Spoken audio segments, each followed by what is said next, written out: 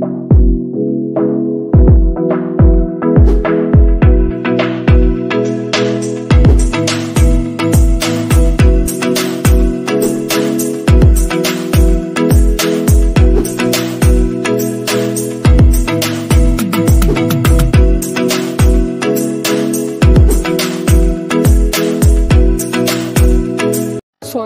पिवळी पडण्याची समस्या कशामुळे होते, ही माहिती जर आपणास आवडल्यास किंवा अशाच नवनवीन व्हिडिओसाठी आपल्या चॅनलला लाईक, शेअर आणि सबस्क्राईब करायला विसरू नका।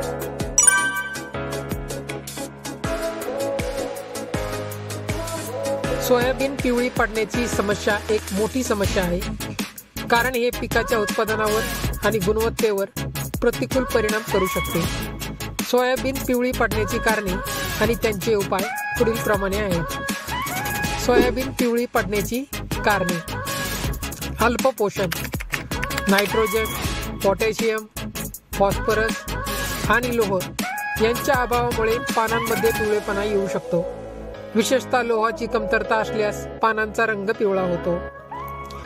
पाणी व्यवस्थापन: पाण्याची कमतरता किंवा जास्तीचा पाणी या दोन्ही परिस्थितीमध्ये पाने पिवळी पडू शकतात। पाण्याचा योग्य प्रमाणात वापर महत्त्वाचा आहे।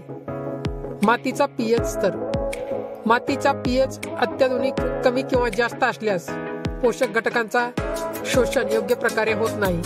सोयाबीनला पीएच 6.0 ते 6.8 च्या दरम्यानची माती योग्य आहे। किडे आणि रोग: कीड आणि रोगांमुळे पानांमध्ये पिवळेपणा येऊ शकतो। फफुंदी, बॅक्टेरियाच्या संक्रमणामुळे पिवळेपणा येऊ शकतो।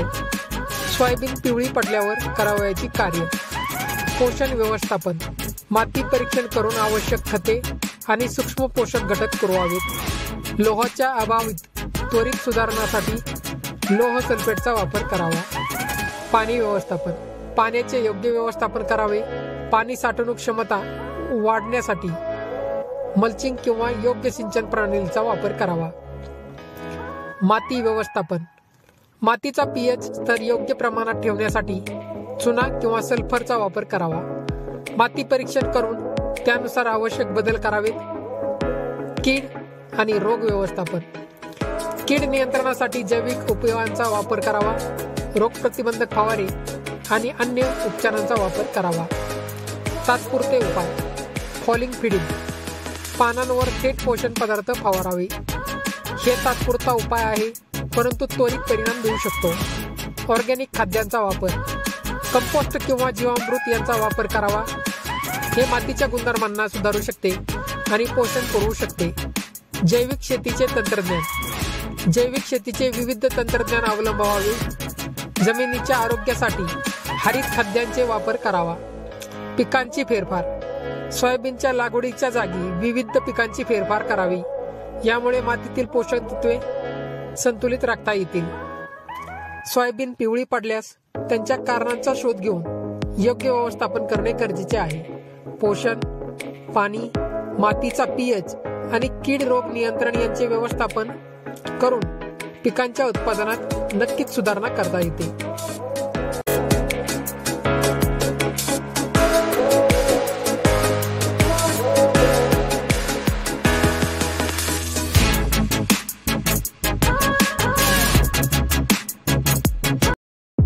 हातमोजे वापरण्याचे शेतकऱ्यांसाठी पुढील प्रमाणे फायदे: कापसाचे हातमोजे वापरल्यामुळे हातांना काटे, धारदार वस्तू आणि विषारी रसायनापासून संरक्षण मिळते।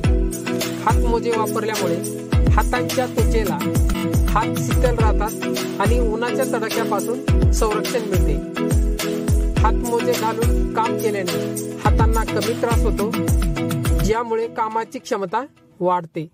कापसाचे हातमोजे वापरून शेतकरी आपले हात सुरक्षित आणि निरोगी ठेवू शकतात, ज्यामुळे त्यांच्या कामाची उत्पादकता वाढते आणि आरोग्याचे संरक्षणही होते।